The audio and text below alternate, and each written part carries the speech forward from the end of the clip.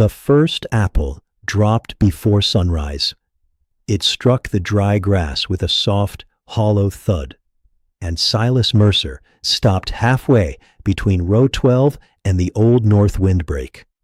The morning air carried the cold sweetness of ripe fruit, wet bark, and irrigation water sinking into dust. Above him, the last stars were fading over the Wenatchee Hills. Around him, thousands of apples hung in the gray light like muted lanterns. Silas had been walking with his pruning knife in one pocket and a dented thermos in the other hand when he heard the second sound. Not an apple, a step, then another. He turned slowly. At the far end of the row stood a female bobcat with a nick missing from the outer edge of her right ear and a pale patch beneath her left eye. She was leaner than he remembered, her shoulders moving beneath her spotted coat with the careful strength of something that trusted the ground more than any human being. Silas knew her at once. "Sable," he breathed. She only watched him. Then 5 smaller shapes appeared behind her among the low branches. For several seconds, Silas forgot the cold, the harvest schedule, and the ache that had lived beneath his ribs. The young bobcats moved through the apple rows in single file, stepping around fallen fruit and wet leaves. They were not tiny kittens anymore, but they were still young enough to imitate their mother's caution. One paused to sniff an apple. Another lifted a paw when a grasshopper sprang away, then seemed offended by the insect's escape. Silas did not move. The whole orchard seemed to be holding its breath with him. Sable gave one slow blink. It was the same small gesture she had offered months earlier, back when trust between them had been measured in yards, shadows, and how long she remained before disappearing into the trees. Silas lowered his eyes, not in fear, but in respect. "Well," he whispered, "you brought company." The smallest stepped onto a rotten apple. The fruit collapsed with a wet sigh, and the young bobcat sprang sideways so sharply that its siblings scattered beneath the branches. Silas pressed his lips together to keep from laughing. Sable turned toward the commotion with the tired patience of a mother who had seen too much foolishness before breakfast. That was the first warmth the morning gave him. The second came when one of the young bobcats crouched behind orchard grass, apparently convinced that its ears and tail had vanished with the rest of it. Its amber eyes remained plainly visible. Silas pretended not to notice. The third arrived when Sable brushed her cheek against the wooden post at the row's end, where Silas had tied a faded strip of blue survey cloth. The cloth fluttered against her whiskers. She sneezed, looked briefly insulted, and continued walking as if nothing had happened. Silas's hand tightened around the thermos. He had imagined seeing Sable again many times, though he had trained himself not to expect it. Wild creatures owed no farewells. They did not return because people missed them, and they did not stay because a lonely man had made room in his life. Sable belonged to the ridges, brushy creek beds, and dark spaces between trees where human eyes failed. Yet there she was, and behind her were 5 young bobcats following the path of his boots through the apple rows. Anyone who found comfort in quiet stories like this one was gently invited to leave a like, subscribe, and share where they were listening from, along with the name of an animal that had once changed their life. Such names were small ways of keeping gratitude alive. He took one careful step backward. Sable's ears rotated toward him, but she did not retreat. Her short tail gave a measured twitch. The 5 young cats froze at once, each in a different pose. One beneath a branch, one beside a fallen crate slat, 2 near the irrigation ditch, and the smallest with one paw lifted.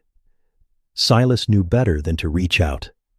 He had learned that kindness toward a wild animal was not proven by touch. Sometimes it meant standing still, while every hopeful part of a person wanted to move closer. So he turned and resumed his walk. His boots made a soft crunch over frost-tipped grass. He counted 10 paces before glancing sideways. Sable had begun to follow. Not directly behind him. Never that.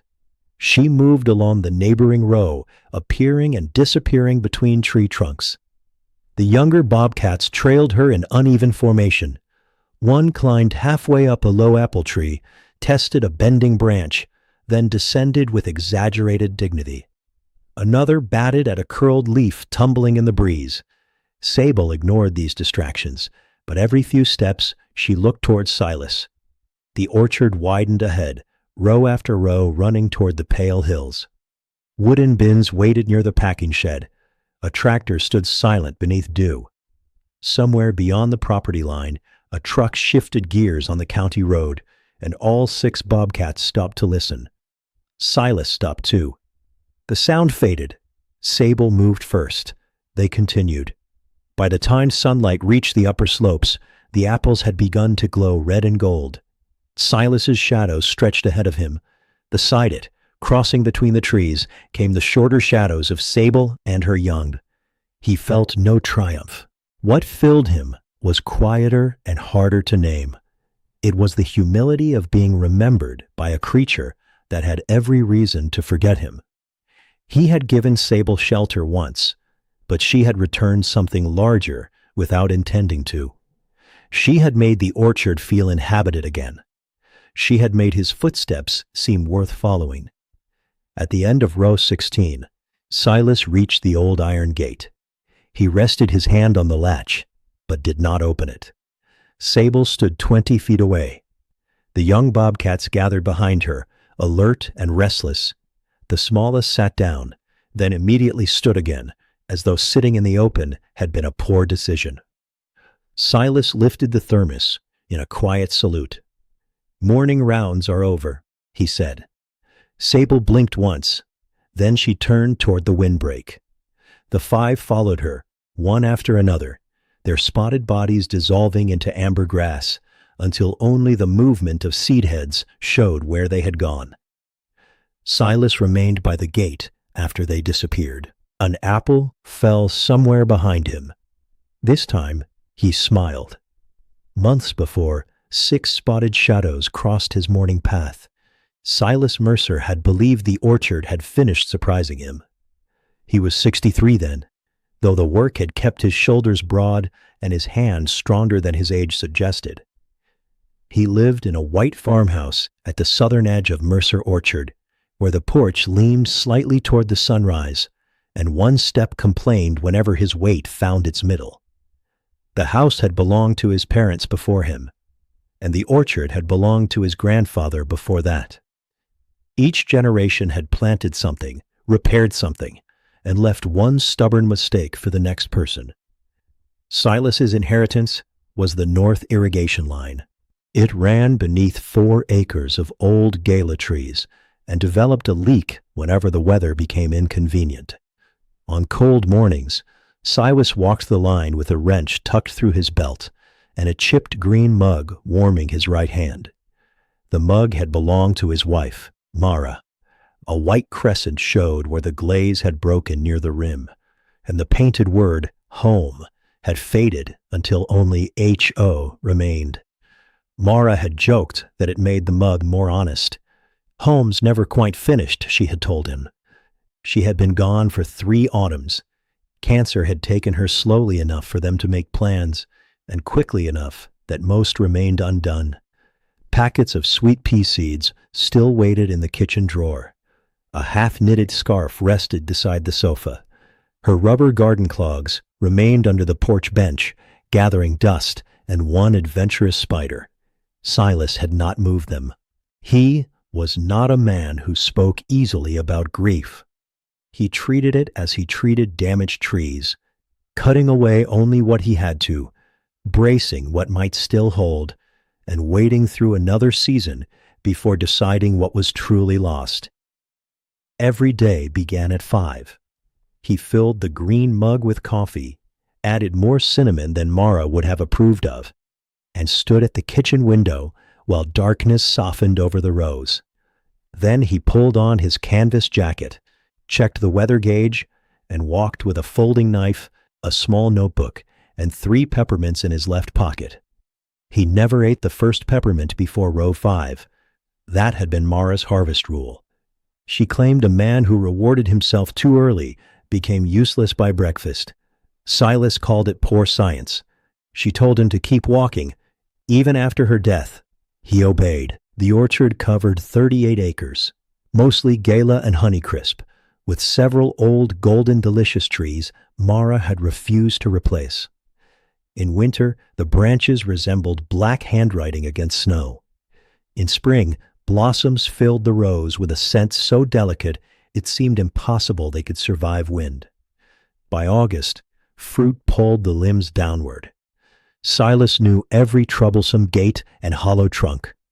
He knew where quail gathered beneath blackberry canes, and how mule deer tested the lower fence with their noses before jumping. Ravens dropped walnuts onto the packing shed roof, then tilted their heads as if blaming him when the shells failed to crack. Once, a young raccoon climbed into an empty picking bin and fell asleep, both paws over its face, like an exhausted worker. Silas backed away and left the bin untouched until noon. "That one has seniority," he told his foreman, Luis Ortega.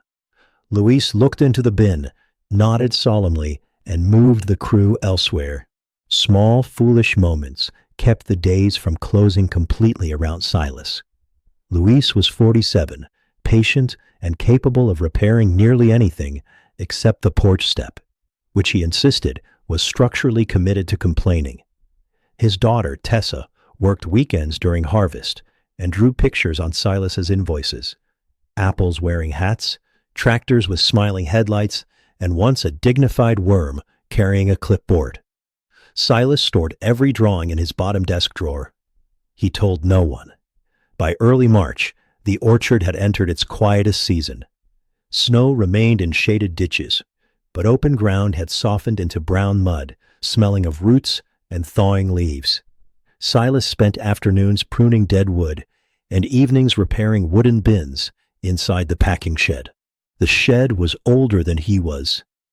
Its corrugated roof clicked as temperatures changed, and its walls held pine, machine oil, dried apples, and dust. Mara had painted a small blue bird beside the western door years earlier. Its wings had faded, but Silas still saw her brushstrokes whenever sunset struck the boards. One evening he noticed tracks in the mud near that door. They were round, compact, and too large for a house cat. 4 toes showed clearly. There were no claw marks. Silas crouched, one knee on the damp ground. The tracks came from the windbreak, crossed behind the shed, and vanished near a pile of pruned branches. Beside one print lay a faint scrape where leaves had been pushed backward. A musky scent lingered close to the soil. A bobcat had passed through. Silas had seen them before, though rarely. Usually they were no more than a tawny flicker at dusk, or 2 pale eyes reflecting beyond the fence. They moved through the valley without permission, using drainage ditches, rocky slopes, and abandoned edges humans overlooked. This one had paused near the shed. He traced the shape of the print without touching it. The knowledge gave him unexpected comfort. Something wild had crossed the place while he slept. Something silent had known the orchard differently than he ever could. The next morning, he found another print beside the leaking irrigation pipe in row 9. He smiled into Mara's mug. "You inspecting my work?" he asked the empty trees. A scrub jay answered with a harsh complaint. Silas repaired the pipe, then placed his first peppermint on a fence post, for no reason he could explain. The jay stole it before he reached row 6.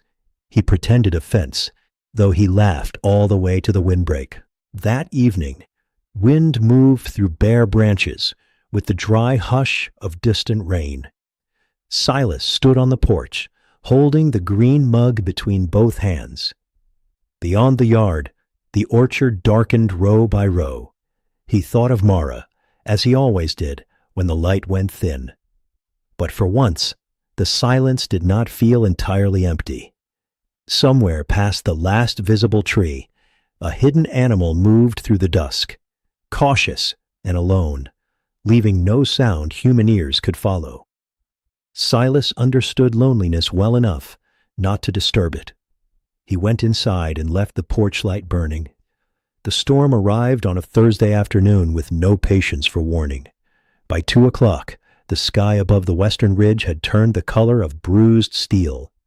Wind pushed through the orchard in hard, uneven breaths, lifting last season's leaves from the ditches and rolling them between the rows. Silas had been replacing a cracked hinge on the packing shed door when the first hailstone struck the roof. It sounded like a thrown pebble.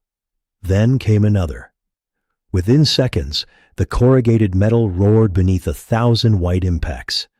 Silas pulled the door shut against the wind and stood listening as hail battered the shed, bounced from the tractor hood, and rattled against stacked wooden bins. The temperature dropped sharply. For a narrow window, he saw the apple branches bending under the sudden weight of ice. "Easy," he murmured, though neither the trees nor the storm listened. He checked the latch, then walked toward the rear of the shed to find the heavy canvas tarps. His boots crossed old sawdust and scattered wood shavings.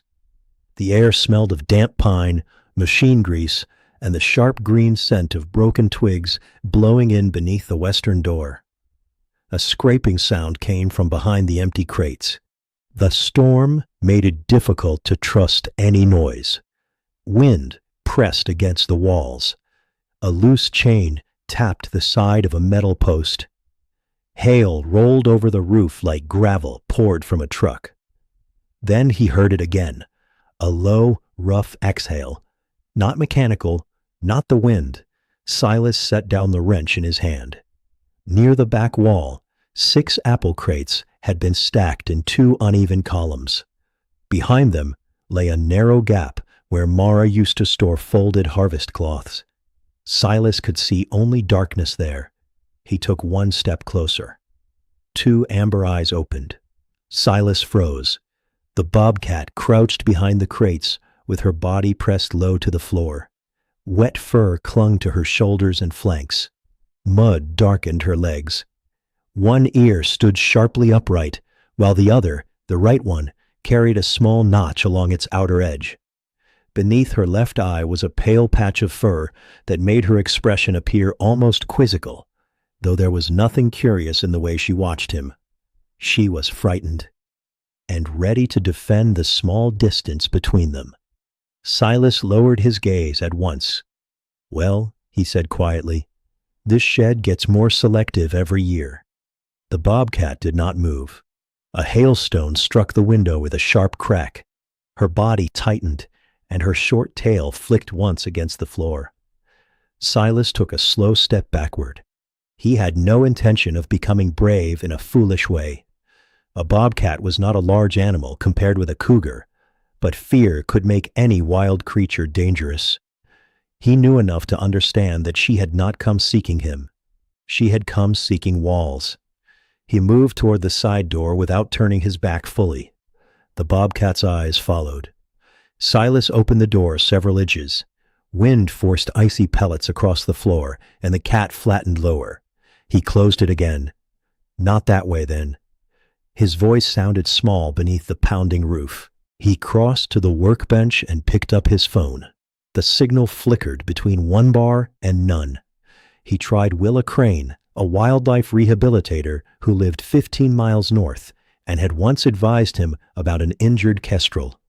The call failed before it rang. He sent a message instead.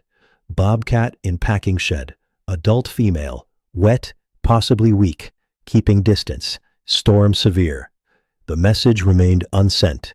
Silas placed the phone beside the chipped tin where Mara had kept nails sorted by size. The label she had written, "Short, long, why did you save this?" was still taped to the front. He glanced toward the crates. The bobcat's eyes had narrowed, but she had not shifted. Silas remembered Mara laughing over that tin and felt the old ache open quietly inside him. She would have known exactly what not to do. She had always understood that frightened things needed fewer hands, fewer voices, and more time. He pulled 2 tarps from the shelf and carried them to the front of the shed. Instead of covering the tractor, he hung one across the wide eastern entrance to reduce the flashes of light and movement.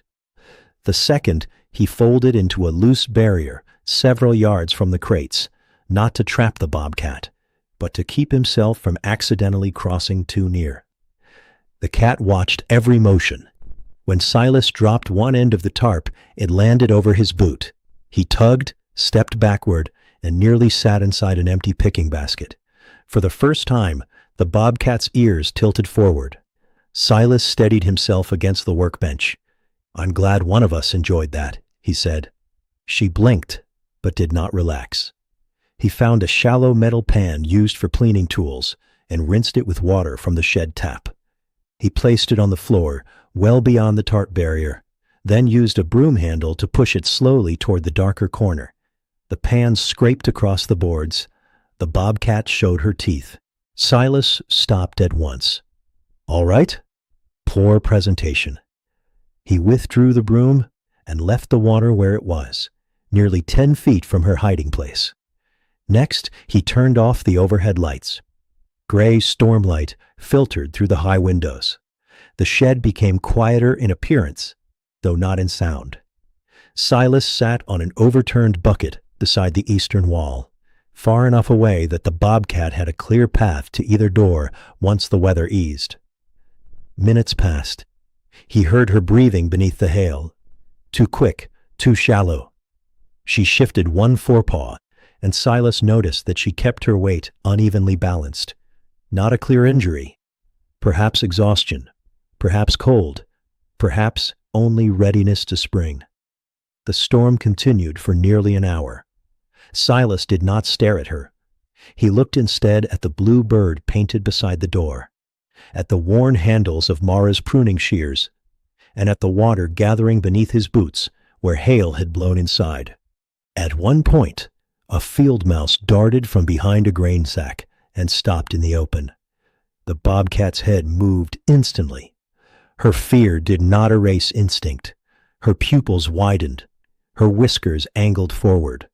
For 3 seconds, the mouse and the wildcat seemed to forget Silas existed. Then the mouse vanished beneath the workbench. The bobcat remained still, but something in her posture had changed. She looked less like an injured shadow and more like herself. Silas found that reassuring. When the hail finally softened to rain, the noise on the roof became gentler. Water ran from the gutters in silver sheets. Somewhere outside, a broken branch fell with a muffled crash. Silas's phone buzzed. Willa's message had gone through. "Do not approach. Give her an exit. Call when signal holds." Silas had already done both. He rose slowly from the bucket and opened the eastern door wide enough for the bobcat to see the orchard beyond it. Rain darkened the ground. Hailstones lay beneath the trees like spilled marbles. The bobcat did not leave. She looked toward the doorway, then back at him. Silas stepped outside into the rain and pulled the door almost closed behind him, leaving a broad gap. He stood beneath the narrow awning, water dripping from his hair and collar. Inside, the bobcat remained behind the crates. For reasons he could not explain, Silas felt certain she had chosen the shed only because the storm had left her no better choice. Still, she had entered his world, and for that one rain-darkened afternoon, he would make sure it asked nothing more of her. Rain fell through most of the night, cold enough to flatten hail against the orchard grass. Silas checked the packing shed from the farmhouse window every 20 minutes, though he told himself he was only watching the gutters. The porch light cast a pale triangle across the yard, beyond which the orchard disappeared. He did not go back inside the shed. That mattered. Willa Crane called just after 9 when the signal returned. Her voice came through in fragments, then settled into the calm tone Silas remembered. "Is she still there?" "I think so." "You think?" "I haven't looked." "Good," Willa said. Silas leaned against the kitchen counter. Mara's green mug sat beside the sink. The word "ho" turned toward him. Willa asked about the bobcat's size, posture, breathing, and whether she had shown obvious injury. Silas answered carefully. Adult female, lean, wet, favoring one side though he was not certain. Alert enough to track movement. She may only be weathered down, Willa said, or displaced. Either way, the best help right now is distance. That I can provide.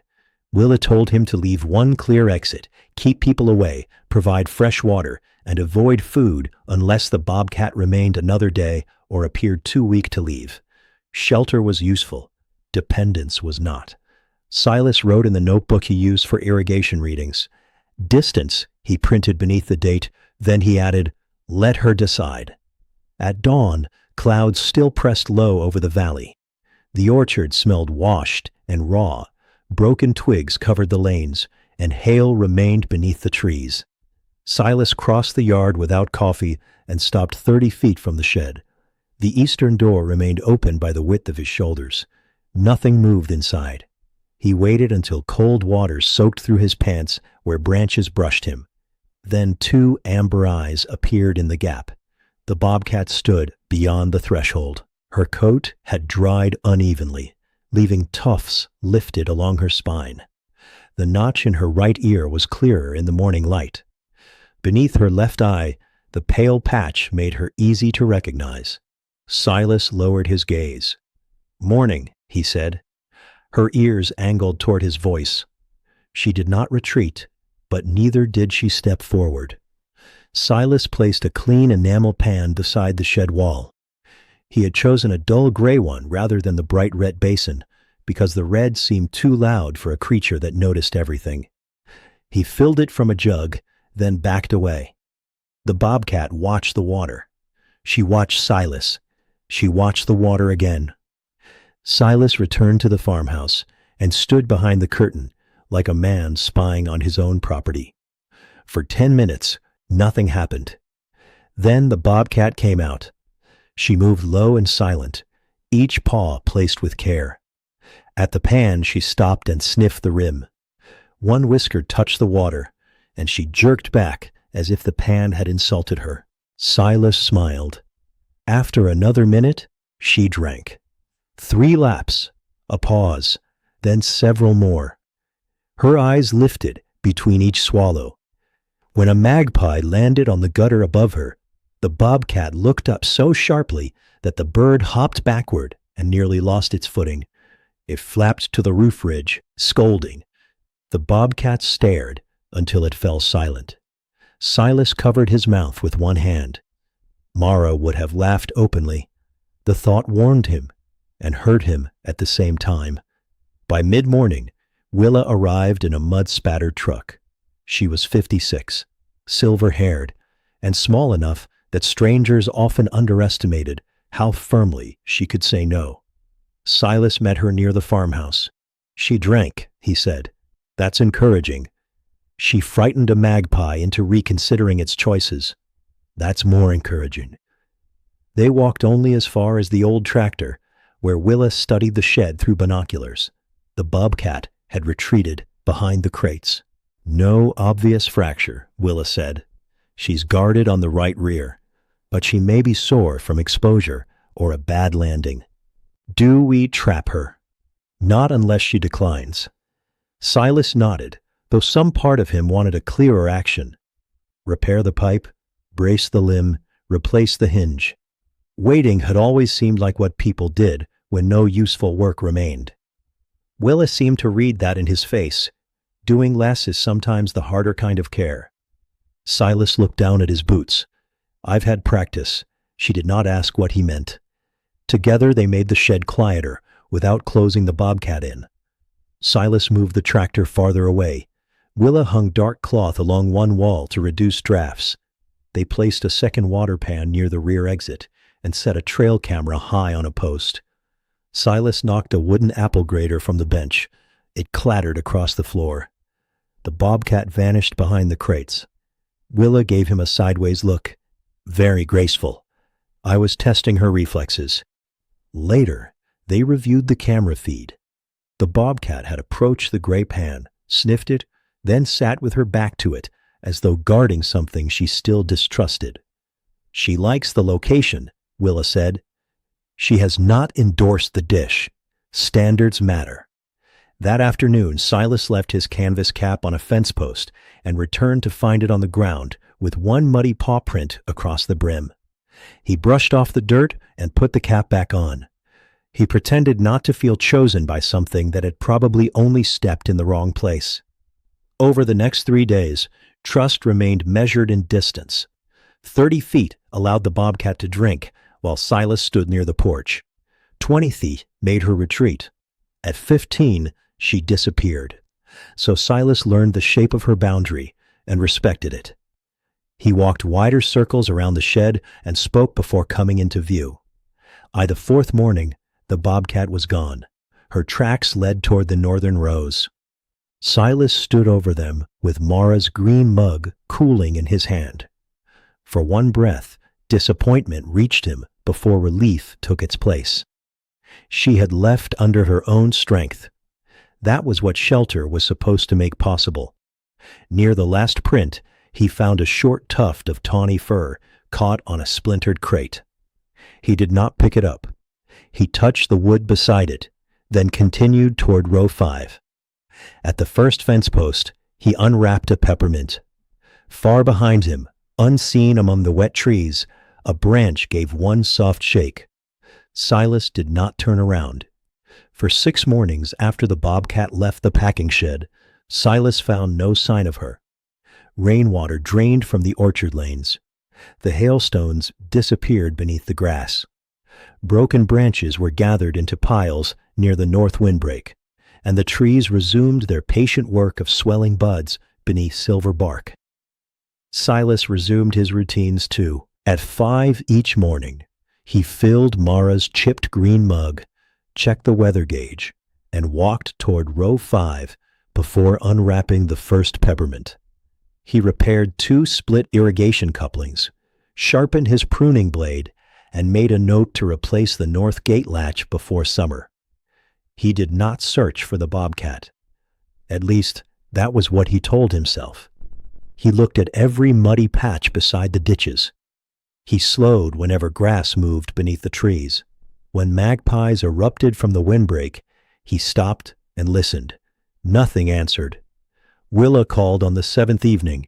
"Any tracks?" "Coyotes, raccoon, Luis wearing boots he claims are waterproof. That last species is widespread. They leave coffee cups everywhere."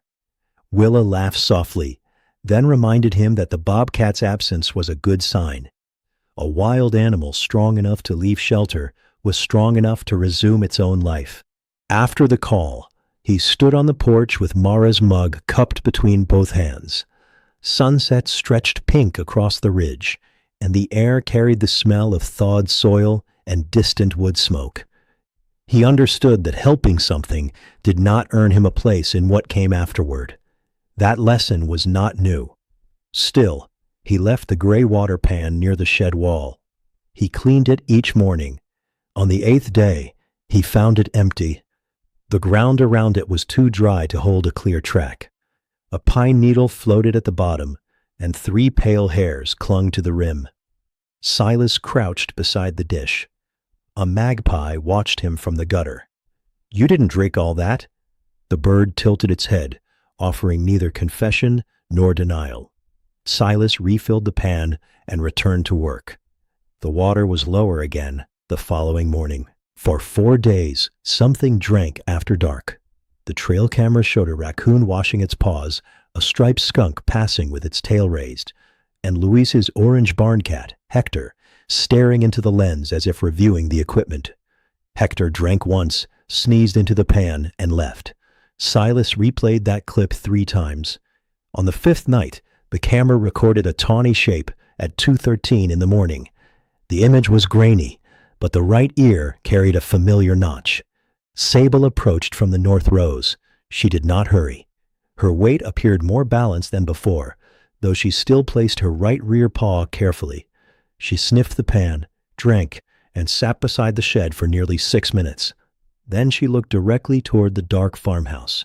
Silas watched the recording at the kitchen table, his coffee forgotten. She had returned to the place where fear had once cornered her, not for rescue, not because she belonged there. She had returned because the orchard had become part of the map she trusted. Silas felt something inside him loosen.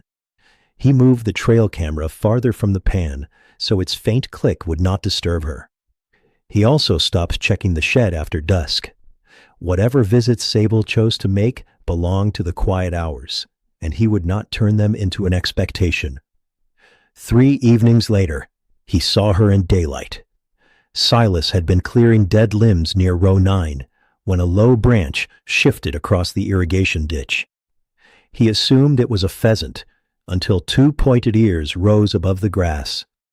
Sable stood beneath an old golden delicious tree. The late sun warmed the reddish tones in her coat. Her pale cheek patch looked almost white against the shadowed side of her face. She remained 40 yards away, half concealed behind the trunk. Silas lowered the pruning saw. Neither moved. A dry leaf tumbled between them. Sable's gaze followed it until the leaf caught against a stone. Then her eyes returned to Silas. He turned his body slightly sideways, making himself smaller. He looked toward the ditch instead of staring at her. His heart beat harder than the moment required, but he kept his breathing even. "Evening," he said. One ear rotated toward his voice. Silas waited. A vole rustled beneath the grass. Sable lowered her shoulders, every line of her body becoming still. Her attention narrowed so completely that Silas seemed to vanish from her world. She sprang. The grass shivered. A second later, she emerged with nothing, wearing the rigid dignity of a hunter who preferred not to discuss failure. Silas looked away politely. "I didn't see a thing." Sable sat and licked one forepaw. A small smile pulled at his mouth. She washed her face twice, pausing between strokes to watch him. Then she rubbed her cheek against the apple tree, leaving her scent on the bark. Silas remembered Willa explaining that bobcats marked familiar routes with scent, clawing, and scrapes. The gesture was not affection directed toward him. It was older and wilder than that. Yet she had chosen to perform it while he stood nearby. Silas placed the pruning saw on the ground. He took one slow step backward. Sable remained. He took another. Her tail tip moved once, but she did not retreat. The distance between them stayed broad enough to respect. Even so, it felt different now. Before, every yard had been built from fear. This distance contained a small measure of choice. Silas lowered himself onto an overturned picking bucket near the ditch. The plastic creaked beneath him. Sable's ears flattened. The bucket shifted, and Silas windmilled one arm to keep from falling backward. A peppermint slipped from his pocket, struck the ground, and rolled downhill until it stopped against his boot. Sable watched the entire performance. "I run a professional operation." She blinked, not the quick closing of eyes against wind or dust. Her lids lowered slowly, remained closed for one quiet beat, then opened again. Silas went completely still. He had seen house cats offer slow blinks from windowsills and warm laps. He knew better than to give human meaning to every wild gesture. But this was not the stare of a trapped animal. It held no challenge and no urgent fear. It was a moment of eased vigilance, a tiny surrender of watchfulness. Silas answered by lowering his own eyes and closing them briefly. When he looked again, Sable was still beneath the tree. He did not speak. The orchard filled the silence for him, water ticking through the irrigation pipe, a meadowlark calling beyond the fence, young branches brushing together overhead. For several minutes, they remained that way. A widower on a crooked bucket, a wild bobcat beneath Mara's favorite apple tree. Nothing was fixed. Nothing was promised. But something had changed. When Sable finally rose, she stretched her front legs, arched her back, and walked toward the north windbreak. Before disappearing, she paused beside the ditch and glanced over one shoulder. Silas stayed seated until the grass stopped moving. Then he picked up the peppermint, brushed away the dirt, and placed it on the fence post instead of eating it. The magpie stole it before he reached row 10. This time Silas did not complain. By late April, Sable had become part of Silas's mornings without ever becoming predictable. Some days he saw only her tracks beside the irrigation bitch. Other days she appeared halfway through his rounds, moving through the neighboring row with her shoulders low and her ears turning toward every sound. She never followed closely. She never approached the farmhouse. She never accepted food from him. Silas was grateful for all three boundaries. Willa had been clear about that. Water during dry spells is one thing, she had told him. Feeding her would teach the wrong lesson. Silas had nodded. Then he had moved the gray pan into the shade beside the packing shed and scrubbed it more carefully than most people washed their dinner plates. Sable continued to drink there after dark. Her routine developed around his without belonging to it. Silas left the farmhouse at 5 each morning with Mara's green mug, his pruning knife, and 3 peppermints. He passed row 5, unwrapped the first peppermint, checked the north irrigation line, and paused beside the old golden delicious trees. If Sable was near, he often noticed the orchard change before he saw her. The magpies grew louder. Quail slipped into cover. A rabbit stopped chewing and became a statue beneath the blackberry canes. Then a tawny shoulder would pass between 2 trunks, or the pale patch beneath her left eye would catch the slanting light. Silas always spoke before coming closer. "Morning, Sable."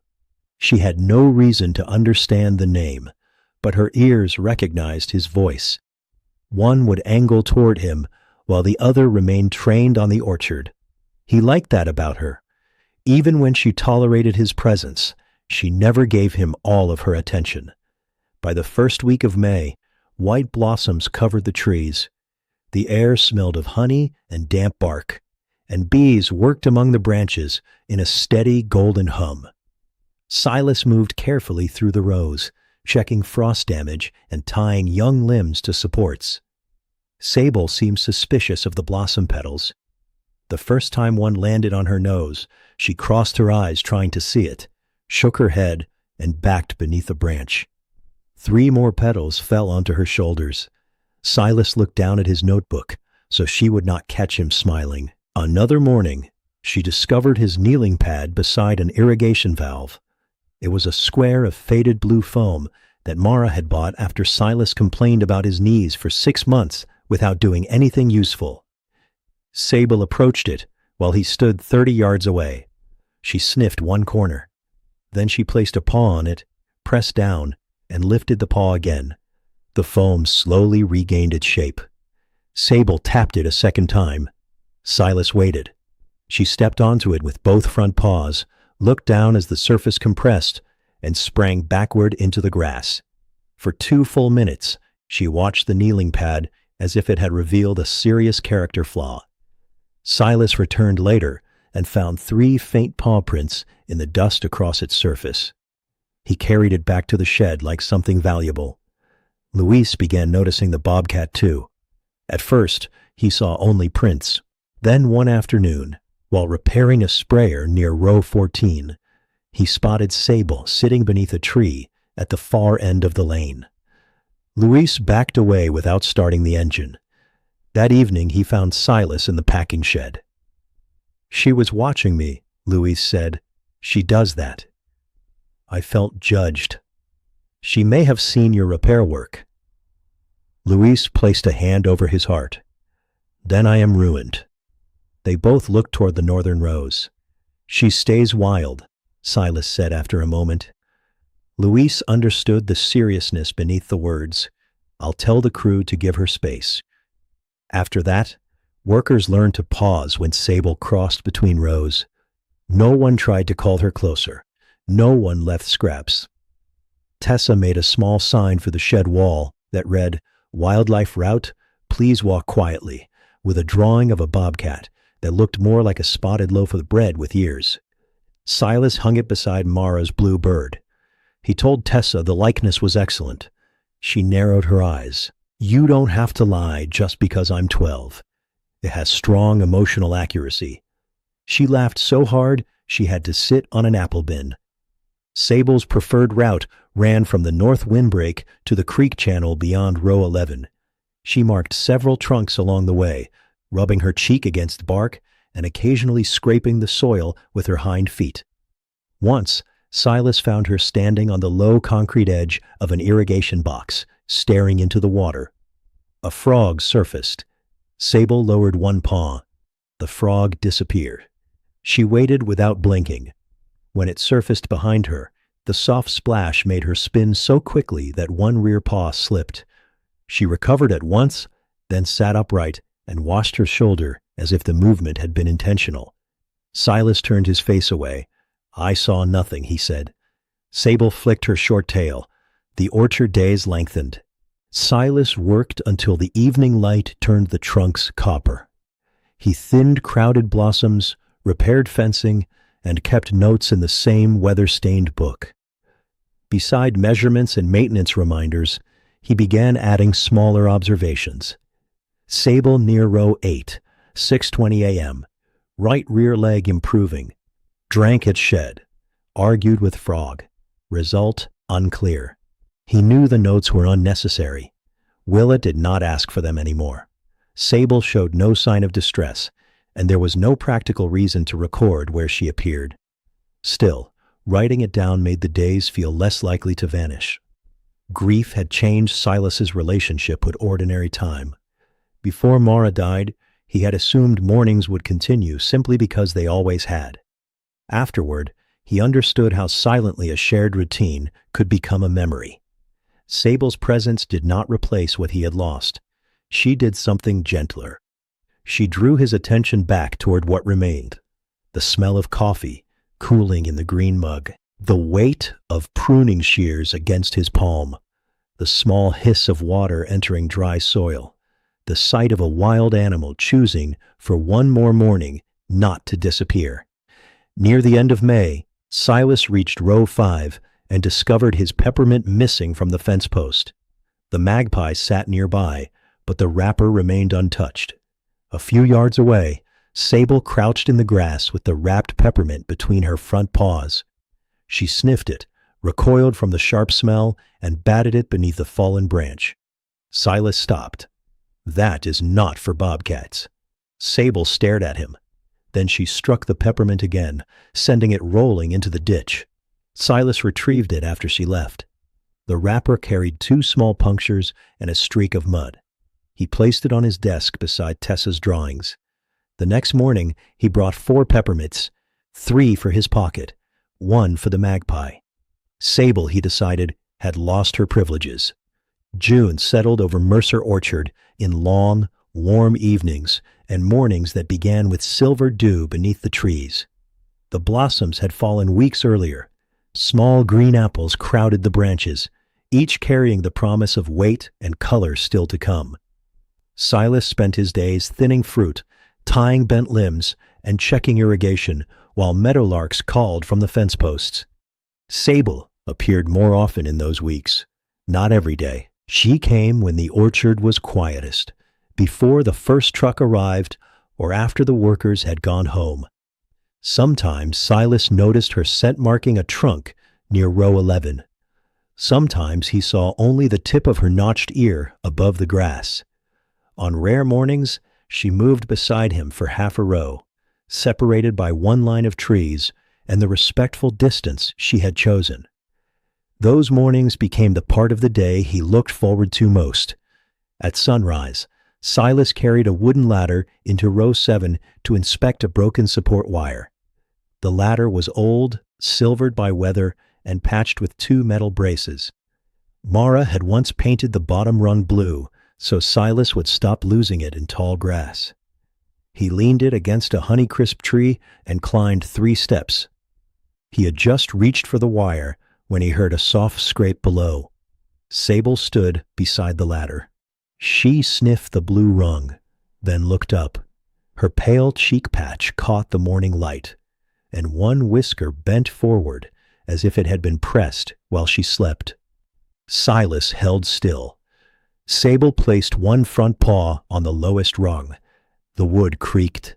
She withdrew the paw and placed it there again. "Inspection?" Silas asked. Her ears turned toward him. She sniffed the brace, rubbed her cheek against the rail, and walked beneath the ladder as though passing through an arch made for her alone. Silas waited until she moved away before climbing down. The moment his boots touched the ground, one ladder leg sank into soft earth and tilted. He caught the tree trunk with both hands. Sable looked back. He straightened his hat. "Approved equipment," he said. She sat beneath the next tree and washed one paw, offering no support for the claim. Later that morning, Silas decided Sable needed a better resting place near the north windbreak. Still, he found an unused crate, widened the opening, sanded the edges, and set it beneath a hawthorn where the ground stayed dry. He lined it with straw and scattered leaves over the roof. Luis found him adjusting the angle. "What is that?" "Nothing." Luis studied the crate. "It is an expensive nothing. It was scrap wood. It has drainage. Rain runs downhill. Remarkable." For 3 nights, the trail camera showed Sable approaching. She sniffed the entrance, looked inside, walked around it, then chose to sleep 12 feet away beneath an overturned irrigation pallet. On the 4th morning, Silas found a mouse storing apple seeds inside the crate. Luis examined the tracks. Tenant seems satisfied. Rent is late. Silas left the shelter where it was. The mouse stayed. Sable continued to use the pallet. There was comfort in being reminded that his plans did not govern the orchard. By July, the apples had begun to swell, their skins changing from green to pale gold and rose. Silas carried a square of burlap tied to his belt, using it to brush dust from sample fruit. Sable became fascinated with the rag. The first time she stole it, Silas had left it across a picking bin while he measured fruit near row 12. When he turned back, the burlap was gone. He found it beneath a tree, one corner damp from Sable's mouth. She watched from the shade. The next morning, it vanished again. This time, he spotted Sable carrying it along the irrigation ditch. The rag dragged between her front legs and caught on weeds. She stopped, shook it once, and pounced on the flapping end. Silas leaned against a tree. "That is orchard property," he said. Sable bit the corner and pulled. "It is not even good orchard property." She rolled onto one shoulder, hind feet kicking briefly at the burlap, before she regained her dignity and sat upright. Silas laughed. The sound surprised him. It came out rough from disuse, but it was real, and it carried between the rows until 2 quail burst from the grass. Sable released the rag and stared at him. For one quiet second, Silas felt Mara beside him, not as a ghost, and not only as a wound, but as the memory of someone who had loved hearing him laugh when he forgot to guard himself from happiness. He lowered his head. "Keep it," he said. Sable did. The rag disappeared into the windbreak. Silas replaced it with another. 2 days later, that one vanished too. Luis noticed Silas cutting smaller squares of burlap at the workbench. "You are making them easier to steal," Luis said. "I am reducing inventory loss," Silas replied. Tessa drew a new sign for the shed. "Orchard security under review." Beneath the words, a spotted loaf of bread ran away with a rag in its mouth. Silas hung it beside the first drawing. One evening, he stayed late near the old golden delicious trees. Heat lingered in the soil, but the air had cooled enough for the smell of apples and mint to rise from the grass. Sable appeared near the ditch. She carried no burlap.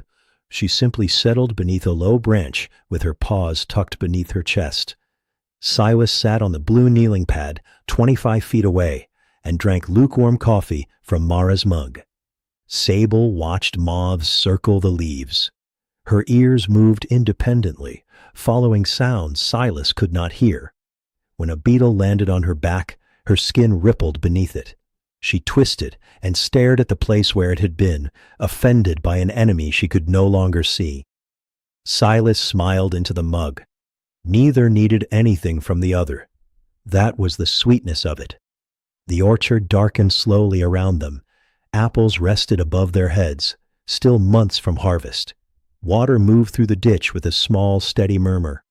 For the first time in years, Silas did not hurry home before the light was gone. He remained beneath the trees until Sable rose and disappeared into the windbreak.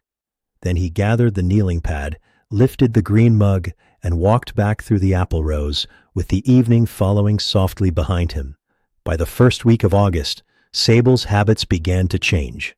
The mornings were still warm, but the orchard carried the first faint signs of the coming harvest. Gala apples had deepened to red along their sunward sides.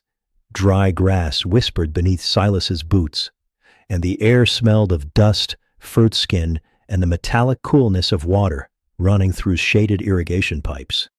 Sable still appeared near the northern rows, but she no longer settled beneath the old golden delicious trees. She moved constantly. Silas first noticed it on a Monday morning when he found her pacing the edge of the windbreak. She traveled the same short route 3 times, pausing at a cluster of rabbit brush, then turning toward the ridge. Her ears remained forward. Her tail gave quick, irritated twitches. "Something bothering you?" he asked from 30 yards away. Sable looked at him, but did not blink. A low engine sound rolled across the hills. Beyond the northern property line, a yellow excavator moved along the neighboring ridge. The land had recently been sold to a developer from Spokane, though no one had explained what would be built there. Workers had begun clearing old brush and deadfall, pushing piles of branches into long rows. The machinery was nearly half a mile away, but Sable heard every shift of metal. When the excavator's bucket struck stone, she dropped low to the ground. Silas felt the sound through the soles of his boots.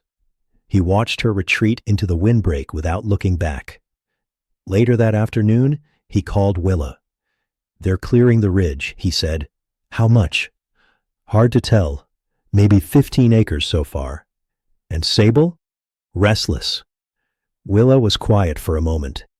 Habitat disturbance can change travel routes. Prey moves. Cover disappears. Other animals get pushed into smaller areas. Silas looked through the packing shed door toward the north fence. "Keep your orchard quiet. Protect the brush you already have. Watch for conflict. With people, with everything." That evening, Silas walked the fence line. He found fresh tracks near the northern gate.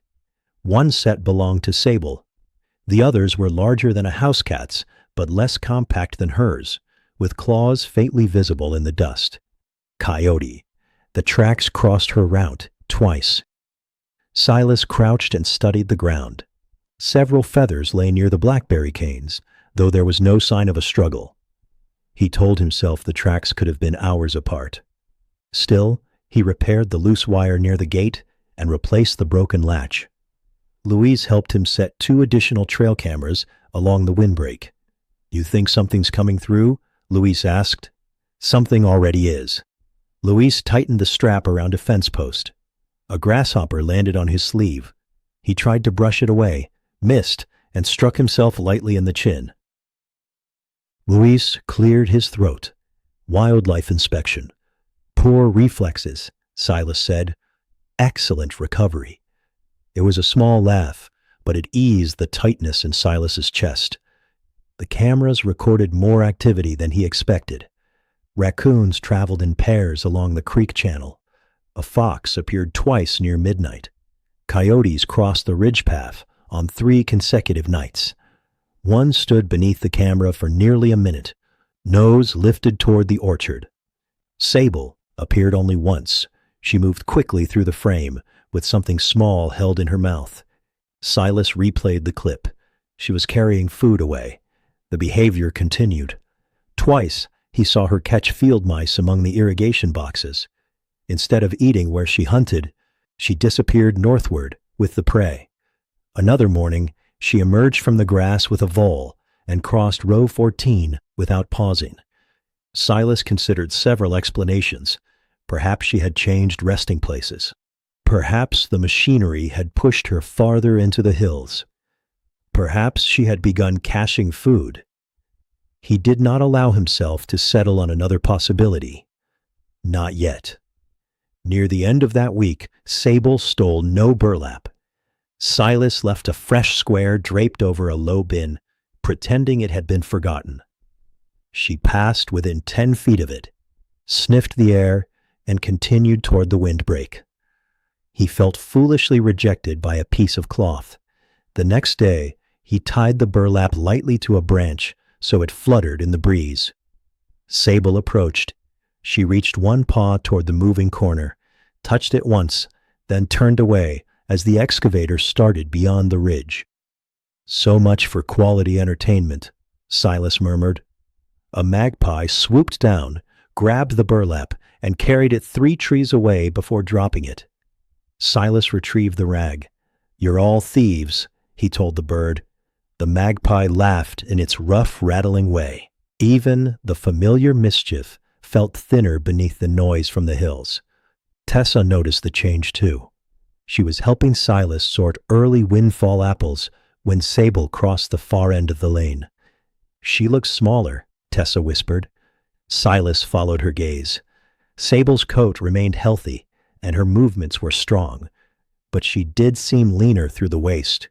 She stopped beside the ditch, drank quickly, and lifted her head after every few laps. "She may just be spending more energy," Silas said. Tessa placed a bruised apple into the cider bin. "Is she scared?" "Probably. Can we help?" "We can make sure we don't become another thing she has to fear." Tessa considered this, then carried the empty bins more quietly. Silas watched her go and thought of how difficult it was to explain care without promising safety. Children wanted kindness to function like a roof. Adults often wanted the same, but the orchard had never been sealed away from loss. Wind crossed fences. Illness entered houses. Machines reshaped hills that animals had traveled for generations. All he could offer Sable was one patch of ground where nothing chased her. On Sunday morning, he found her beneath the old golden delicious tree. For a moment, relief softened him. Then he noticed her posture. She sat upright, but her attention remained fixed on the ridge. Her ears turned forward, and her nose lifted repeatedly into the wind. A faint line of dried mud marked one shoulder. Burrs clung to the fur along her side. Silas sat on the blue kneeling pad 25 feet away. He placed Mara's green mug beside him. Sable glanced at the mug, then at his hands. "Long night?" he asked. She lowered her head and licked one front paw, though the grooming seemed distracted. After 3 strokes, she stopped and stared north again. Silas remained with her. A warm breeze moved through the branches. Apples knocked softly against leaves. Somewhere beyond the ridge, a truck reversed, its warning signal repeating in dull, mechanical notes. Sable's muscles tightened with every beep. Silas wished he could tell her the orchard would remain. He wished promises could be made on behalf of land, weather, machines, and hunger. Instead, he kept still. After several minutes, Sable looked toward him. Her eyes closed in a slow blink, but this one felt different. Tired, brief. Then she rose. Before leaving, she rubbed her cheek against the golden, delicious trunk. She pressed harder than usual, marking the bark with deliberate care. Silas watched her cross the ditch and vanish into the northern brush. A few seconds later, the excavator struck stone again. The orchard trembled, almost too softly to feel. Silas rested one hand on the tree Sable had marked. For the first time since she entered the packing shed, he wondered whether the place she trusted was still large enough to hold her. The thunderstorm came 3 nights later. All afternoon, Heat had gathered above the valley until the leaves hung still beneath a yellow-gray sky. Even the bees worked close to the clover, unwilling to rise into the heavy air. Silas felt pressure building behind his eyes as he checked the northern fence for the second time that day. The new gate latch held. He pulled it twice, though Louise had already said the repair could survive a bear. "No bears in the orchard," Silas had replied. "Then it is overqualified." The exchange had made them smile, but neither man had looked long toward the ridge. By 6, the machinery beyond the property line had stopped. The excavator sat on bare earth where rabbit brush and young pine had stood a week earlier. Piles of uprooted limbs lay against the horizon. Without the engines, the exposed ground looked more unsettling, not less. Sable had not appeared since Sunday. Silas found one scrape beneath a juniper, but no fresh marks beside the gray water pan. The burlap square remained where he had left it, dust settling over one corner. At sunset, wind arrived in a single cold rush. Apples turned pale beneath their leaves. The golden delicious trees bent and shivered. Somewhere in the packing shed, loose metal began knocking in an uneven rhythm. Silas carried Mara's green mug from the porch to the kitchen before the rain began. He stood at the window as clouds swallowed the ridge. The first lightning flash revealed the orchard in sharp white detail. The second was followed almost at once by thunder. Rain struck the roof so hard that the gutters overflowed. Water streamed down the glass. Branches whipped above the irrigation ditches, and young apples fell through the grass. Silas thought of the afternoon Sable had entered the shed. He pictured her crouched behind the crates, wet fur tight against her body, eyes fixed on every movement. That memory carried comfort because he knew how the storm had ended. She had found shelter. She had left on her own feet. This storm offered no such certainty. At 8:30, the power went out. The refrigerator fell silent. The kitchen clock went dark.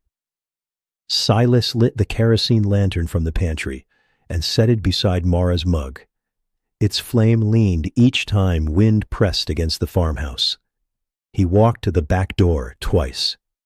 Both times he stopped with his hand on the knob. Going into the orchard would not help Sable.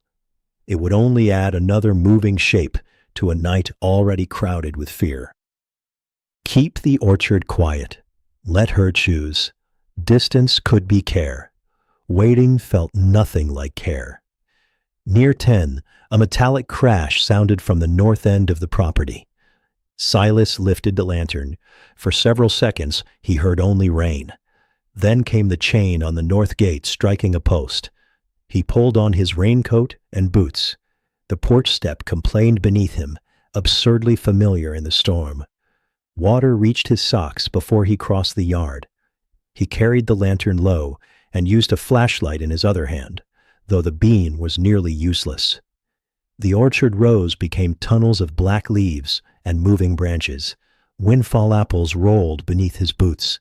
He stepped on one and lurched sideways, catching himself against a trunk. "Professional operation," he muttered. No one was there to judge him. At row 12, a shape moved across the lane. Silas stopped. Two eyes reflected in the flashlight beam. A soaked raccoon stood beside an irrigation box, holding a bruised apple. It stared at him, dropped the fruit, and fled into the grass. "Keep it," Silas called after it. The foolish warmth lasted only a few steps. Near the windbreak, the smell of torn earth reached him through the rain. Muddy water ran beneath the fence from the cleared ridge. Small branches had been driven against the wire with bark and scraps of construction ribbon. The north gate stood open. The new latch hung from one screw. A heavy limb had fallen across the upper rail, twisting the frame inward. The chain struck the post with each gust. He approached slowly. "Sable?" The storm swallowed her name. Silas swept the flashlight over the ground. Water had erased most tracks, but beneath the gate's sagging edge Where the mud was sheltered by the fallen limb, several prints remained. Round, four-toed, no claw marks. They came from inside the orchard.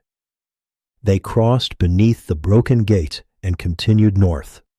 Silas crouched, shielding them with his body, while rain ran from his cap. One impression showed the slight unevenness he had learned to recognize in Sable's right rear paw. Beside it lay a faint drag through the mud, as though something had brushed the ground while she passed. He searched the fence line. No fur, no blood, no sign of a struggle. Only tracks leading toward the stripped ridge. Lightning exposed the land beyond the gate. Without brush, it seemed wider than Silas remembered. Water rushed through machinery trenches. Uprooted trees made black shapes against the bare ground. He stepped through the gate. Then he stopped. Walking blindly into the storm might drive Sable farther away if she was near. It might also put him beneath falling limbs or into runoff he could not see. Knowing did not make turning back easier. Silas stood, with one hand gripping the gatepost. He remembered the slow blink beneath the golden delicious tree, the muddy print on his cap, the burlap disappearing into the windbreak. He remembered how Sable had taught him that trust could exist without closeness. Now, every lesson asked the same unbearable thing: do not follow. He lifted the lantern toward the ridge. Its light reached only a few feet. Sable, he said again.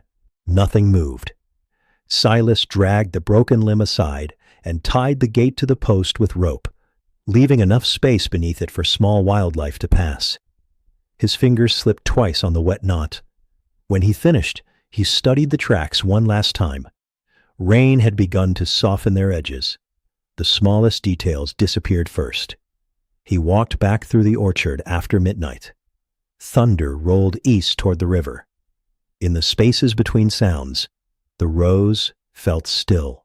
At the farmhouse, he set the lantern beside Mara's green mug.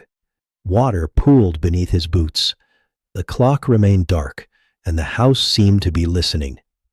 By dawn, the rain had stopped. Silas returned to the north gate before making coffee. The muddy prints were gone. So was Sable. Silas began searching at first light. The storm had left the orchard rinsed clean and strangely bright. Water hung from every leaf. Broken apples lay split in the grass, releasing a sweet, fermented smell beneath the sharper scent of mud and crushed branches. Along the north fence, the runoff had carved shallow channels through the soil, erasing nearly everything that might have told him where Sable had gone. He carried no coffee. Mara's green mug remained on the kitchen table, untouched beside the lantern. Silas started at the broken gate and followed the slope beyond the orchard. The cleared ridge had become a wide field of mud, tire ruts, and uprooted roots. Puddles reflected pieces of pale sky. Plastic survey flags snapped in the wind where brush had once grown thick enough to hide deer, foxes, and a cautious bobcat. He searched the edges first. Wild animals rarely crossed open ground without reason. Sable would have looked for cover. The drainage cut, the remaining hawthorn patches, the line of cottonwoods near the creek. Cyrus found tracks within an hour. Coyote, raccoon, a mule deer, and a smaller fawn. He found one round print beneath a fallen board and knelt so quickly that mud soaked through his trousers. The print had 4 toes and no visible claws, but the edges were too damaged to identify with certainty. He stared until the shape became whatever he feared and whatever he hoped. Then he marked the place with a strip of blue survey cloth. At 8, Luis arrived in his truck carrying 2 thermoses, a coil of rope, and a paper bag darkened by grease. "You forgot breakfast," he said. "I did not forget. You rejected it before seeing what it was." Luis opened the bag. Cinnamon rolls. Silas looked toward the ridge. Luis tore one in half and handed it over. "Search food," he said. Silas accepted the smaller piece. It stuck to his glove. For several minutes, The two men stood in the mud eating cinnamon rolls beneath a damaged pine. A raven landed on the excavator arm and watched them. When Luis looked away, the bird swept down, stole the remaining half from the open bag, and flew toward the creek. Luis stared after it. Silas wiped icing from his thumb. Poor reflexes. Luis sighed. Excellent bird. It was the first warmth Silas had felt since the storm, and it passed quickly. They divided the ridge between them. Luis searched along the machinery road while Silas followed the drainage cut. They moved slowly, checking beneath roots, inside abandoned culverts, and around piles of storm-thrown branches. Silas called Sable's name only occasionally. He knew she did not come to it. Still, saying it kept the land from feeling entirely empty. Near noon, Willa joined them. She brought binoculars, a first aid kit, and the controlled expression of someone who understood worry but refused to feed it. No more walking directly through cover, she said after examining the ridge. If she's injured and hiding, 3 people pushing through brush could force her farther. Silas looked at the remaining thickets. What do we do? We watch, we check routes, we use cameras. Waiting again. Always waiting. They placed trail cameras near the creek crossing, the drainage culvert, and a narrow gap between 2 fallen trees. Willa scattered fine sand near each location, not as bait, but to catch tracks. Silas wanted something more immediate, a cry from the brush, a flash of a notched ear. Any sign that Sable was alive and choosing not to be found. Instead, the ridge gave them only wind. That evening, Tessa came to the farmhouse with a hand-drawn map. She had marked the orchard, the creek, the ridge, and every place where Sable had been seen before. Her Bobcat drawing had improved. It now looked less like bread. I asked Dad where the cameras are, she said, and I marked the water places. Silas studied the map. There were small blue circles around the creek pool, the irrigation ditch, and the gray pan beside the shed. Near the north windbreak, Tessa had drawn a square of burlap. For where she stole things, she explained. Silas folded the map carefully. This is good work. I know. He almost smiled. Then Tessa looked past him toward the dark orchard. She'll come back, right? Silas wished she had asked something easier. She knows this place, he said. That was true.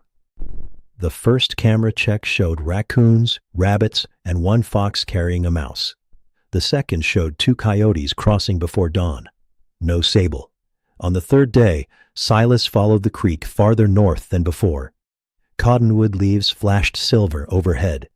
Mosquitoes whined around his ears, and wet stones shifted beneath his boots. He found pale fur caught on a blackberry thorn. His heart struck once against his ribs. The tuft was coarse and gray, not tawny. Deer. Silas stood with the hair between his fingers until shame rose in him for feeling disappointed that another creature had passed safely through. He left the tuft where it was. By the 4th day, exhaustion began changing the orchard. Every moving shadow became Sable for half a second. A rabbit lifting its ears beside the ditch made him stop. A branch bending beneath a magpie made him turn. Once, he followed the sound of rustling leaves into row 13 and found Hector, Luis's orange barn cat, dragging a strip of burlap twice his length. Hector froze. Silas stared at the cloth. The cat released it and sat down. You have no dignity, Silas said. Hector yawned. Silas took the burlap back to the shed. It was one of Sable's stolen squares, weathered and pierced by small teeth. Perhaps Hector had found it near the windbreak. Perhaps it had simply blown there. Silas folded it and placed it beside the damaged peppermint on his desk. That night, he finally drank from Mara's green mug. The coffee had gone cold before he noticed. He sat at the kitchen table with Tessa's map spread beneath his hands. Blue circles marked every water source. Thin pencil lines showed roads, fences, and creek beds. The orchard was drawn carefully, tree rows straight and orderly. Beyond the northern boundary, Tessa had left the page mostly blank. Silas touched that empty space. He had spent his life believing the orchard taught patience. Trees took years to bear well. Storm damage required seasons to understand. Grief changed slowly, even when loss arrived in a single day. But searching for Sable taught him something harsher. Patience was bearable only when hope remained quiet. Hope had become noisy. It woke him before dawn. It sent him to every window. It turned each trail camera alert into a moment of fear before the screen loaded. On the 6th morning, the camera by the creek recorded a bobcat. Silas drove there with Willa before sunrise. The image showed a broad-headed male with an unmarked ear and a dark tail tip. He moved past the lens without pausing. Not Sable. Silas studied the picture longer than necessary. Willa stood beside him in the blue dawn. "She may have shifted her range," she said. He nodded. "She may be avoiding the disturbed ground." He nodded again. "She may still return." Silas looked toward the creek, where fog rested above the water. "And she may not." Willa did not answer. That silence hurt more than reassurance would have. When Silas returned to the orchard, he walked alone through row 5. The fence post where he usually unwrapped his first peppermint stood wet with dew. He placed one there and left it untouched. At the old golden delicious tree, he rested his hand against the bark where Sable had once marked it. The trunk held no warmth, only the faint musk of rain, leaves, and thyme. Silas closed his eyes. He had known not to expect wild things to stay. Knowing had done nothing to prepare him for the empty rows they left behind. Sable returned on the 8th morning, just before the rain began. Silas had gone to the packing shed to check the trail camera batteries, and found the eastern door moving gently in the wind. The hinge gave a familiar dry squeak. Somewhere inside, water dripped from the old tap into the gray enamel pan, one slow drop at a time. He noticed the burlap first. A weathered square lay beside the wall, darker at one corner as though it had been dragged through wet grass. Silas stopped in the doorway. He had left no burlap there. For several seconds, he heard only the soft ticking of water and the rustle of leaves against the metal roof. The air smelled of old wood, dust, and the storm that had not yet reached the orchard. Then something shifted behind the stacked apple crates. Silas's breath caught. 2 amber eyes opened in the dimness. The pale patch beneath the left one was streaked with mud. The right ear carried its familiar notch. "Sable," he whispered. She did not rise. Her body was tucked against the same back wall where she had sheltered months before, but she looked smaller now. Her coat clung unevenly to her sides, damp with dew or creek water. Burrs caught along her chest and one shoulder. Her breathing was steady, though slower than Silas remembered. He lowered his eyes and backed out of the doorway. Every part of him wanted to go closer. Instead, he sat on the overturned bucket beside the eastern wall, keeping the full width of the shed between them. "You came back," he said quietly. Sable's ears turned toward his voice. That small movement nearly undid him. Silas removed his phone from his pocket and called Willa. His thumb missed her name twice. "She's here," he said when Willa answered. "Where?" "Packing shed. Same place as before." "Is she standing?" "No." "Alert?" "She's watching me." "Any obvious injury?" "She's wet. Muddy. Burrs. Maybe thinner." "Can she use all 4 legs?" "I haven't seen her move." Willa's voice remained calm. "Do not test her. Give her the exit. I'm coming." Silas ended the call and placed the phone on the floor. Sable watched it as though the flat black object were responsible for every human mistake. The old tap dripped again. She glanced toward the sound. Silas remembered the gray water pan near the entrance. It was clean, but nearly empty. He rose slowly, filled it from the tap, and set it down 10 feet from the crates. Sable's whiskers angled forward. He retreated to the bucket. For several minutes, she did nothing. Then she shifted. Silas saw the movement begin in her shoulders. She pushed herself upright, paused, and placed her front paws carefully beneath her. When she brought her hindquarters under her, the right rear leg remained slightly lifted, favoring one side. Sable stood for only a moment before sitting again. She looked toward the water, then toward Silas. He turned his face away. "You don't have to prove anything." The shed grew darker as clouds covered the sun. A mouse emerged near the grain sacks, froze at the sight of Sable, and reversed so quickly that its rear feet slid in sawdust. Sable's head followed. Her pupils widened. She did not pounce, but the old focus returned to her face. Silas let out a breath he had not realized he was holding. The mouse reappeared behind the workbench, apparently having learned nothing. Sable watched it again. "Brave," Silas murmured, "or poorly educated." The mouse vanished. Sable lowered her head and took one cautious step toward the water. Her right rear paw touched the floor lightly. She paused. Then another step. Silas looked down at his hands. He listened instead. The faint scrape of paw pads over wood, the soft tap of the enamel pan, the quick, small rhythm of drinking. When he looked again, Sable had reached the water. She drank for longer than before, lifting her head every few seconds to scan the shed. A drop clung to one whisker and fell onto the floor. Then the rain came. It began as a soft patter across the roof, growing steadily until the orchard beyond the doorway blurred into gray. Sable stopped drinking and stared outside. Silas remained still. This rain did not carry hail or violent wind. It fell evenly, cooling the dry ground and deepening the smell of apples. Sable finished and sat beside the pan.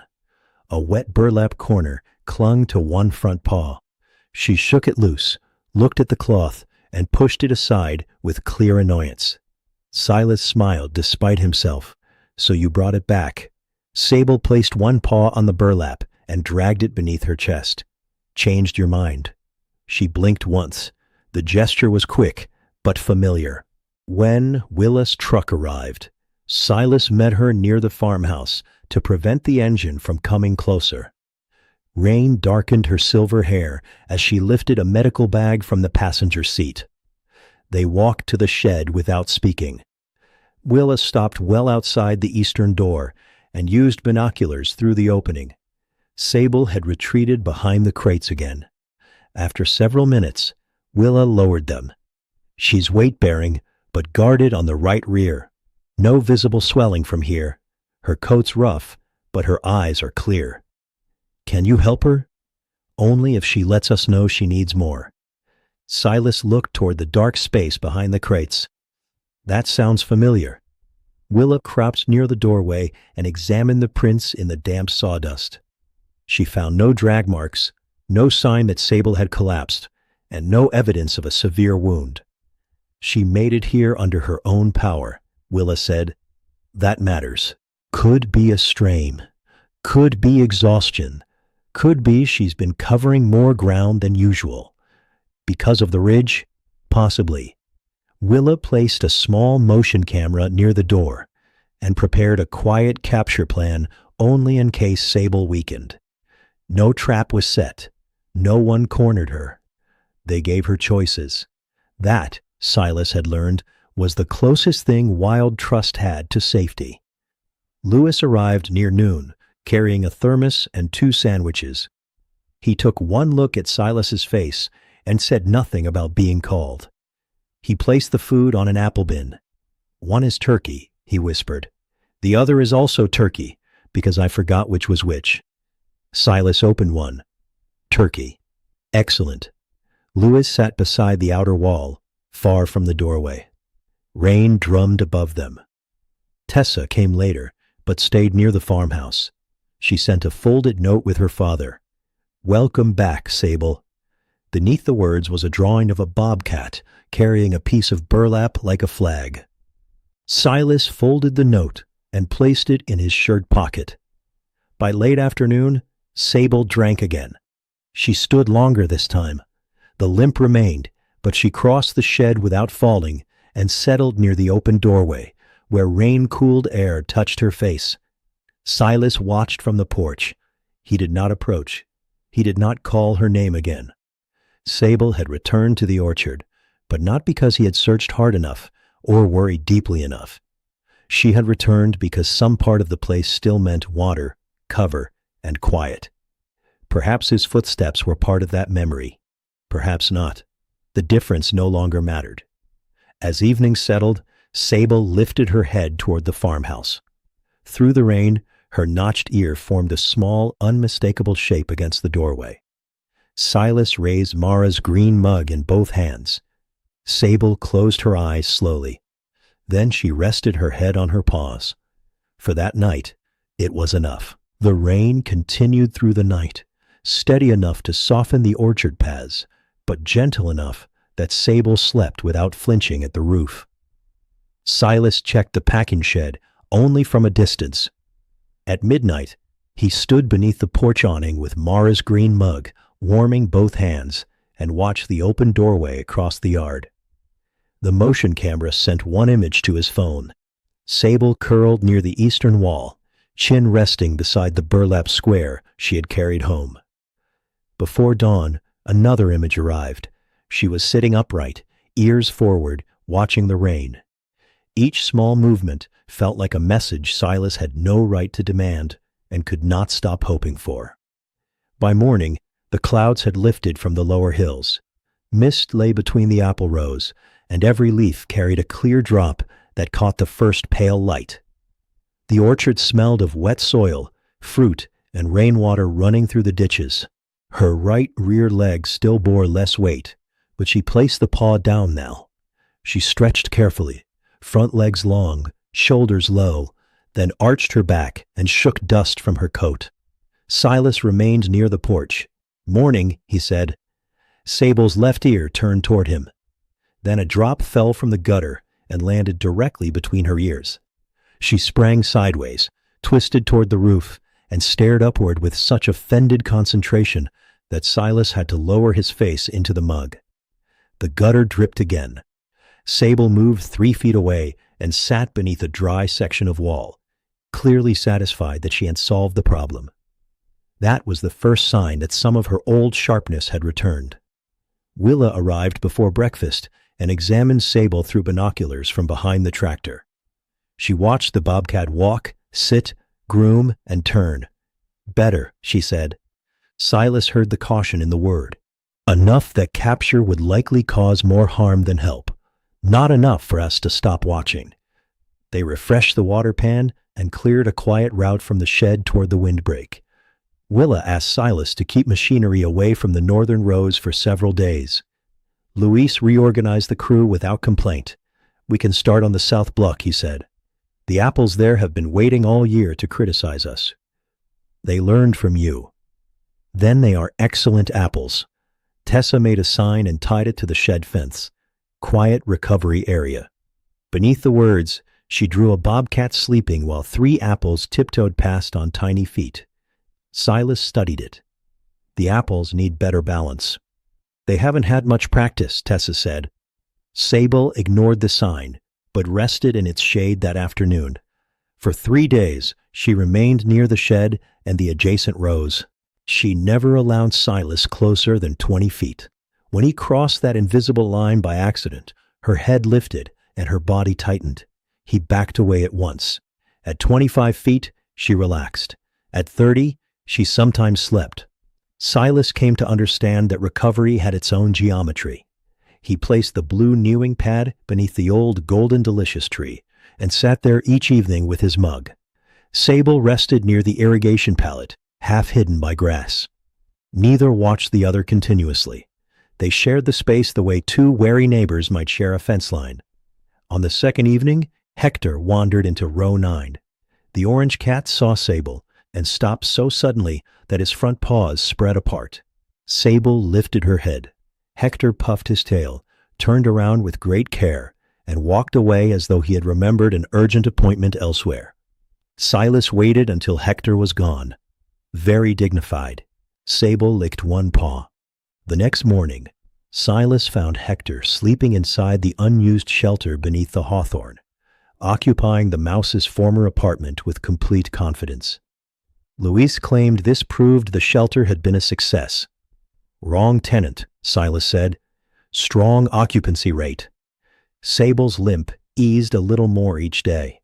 She began grooming the burrs from her chest, biting them loose with small, precise movements. One stubborn burr remained behind her shoulder, where she could not easily reach. Silas noticed it whenever she turned, and his hands ached with the useless impulse to help. He did not. Love, he was learning, could make a person impatient with another creature's dignity. That did not make impatience kind. On the fourth morning, Sable walked to the gray pan, drank, and continued into row 11. Silas followed his usual route 1 row away, never closing the distance. She stopped beside an irrigation box. A frog surfaced in the shallow water. Sable lowered one paw. The frog disappeared. She waited. When it surfaced behind her, she spun, touched the water, and jumped back from the splash. Silas smiled. Rematch? The frog vanished beneath duckweed. Sable sat beside the box for nearly 10 minutes, apparently unwilling to concede. By the 5th day, she returned to the golden delicious tree. She rubbed her cheek against the bark, slowly and with deliberate pressure. Then she scraped the soil beneath it with her hind feet, though the right leg moved more carefully than the left. Silas rested his palm against a neighboring trunk. The orchard had changed during her absence. Not visibly. The branches still carried fruit.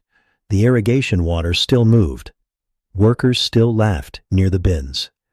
But Silas had changed the way he listened. Before Sable vanished, he had mistaken routine for assurance. Her return had taught him that safety was never permanent. It was a collection of small mercies renewed each day. Water in a gray pan, a gate tied securely, engines held at a distance, a wild animal strong enough to choose where she rested. That evening, Sable disappeared into the windbreak. Silas felt the old fear rise at once. He forced himself not to follow. At dawn, she returned with mud on her paws and a dry leaf caught behind her notched ear. She crossed near the packing shed, paused beside the burlap square, and picked it up. The cloth dragged along the ground as she carried it toward the trees. Silas watched from the porch. "You just brought that back," he called softly. Sable stopped, looked at him, then continued into the grass with the burlap hanging from her mouth. The sight filled him with a relief so simple that he laughed aloud. She was healing, because she had begun leaving again. For nearly 3 weeks after Sable carried the burlap back into the windbreak, Silas saw her only at a distance. She came to the gray water pan before sunrise, drank quickly, and disappeared north.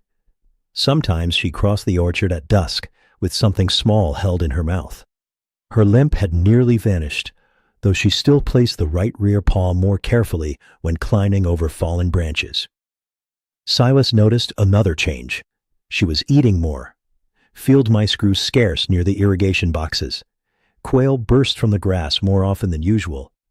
Once he watched Sable catch a vole beneath row 10 and carry it away without stopping to rest.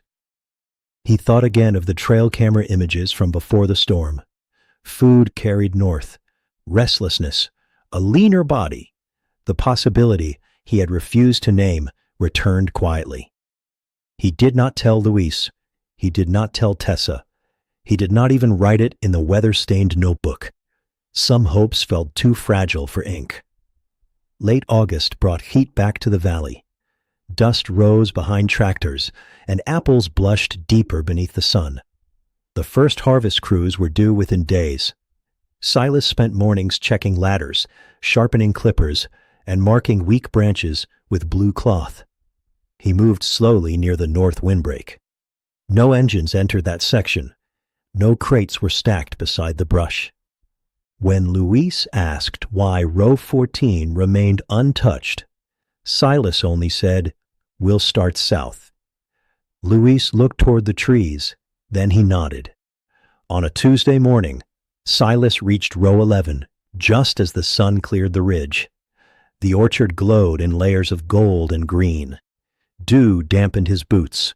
A faint wind carried the smell of ripe fruit and dry mint crushed along the ditch. He heard a chirp, not a bird. The sound came again, thin and rough, from beneath a low apple branch.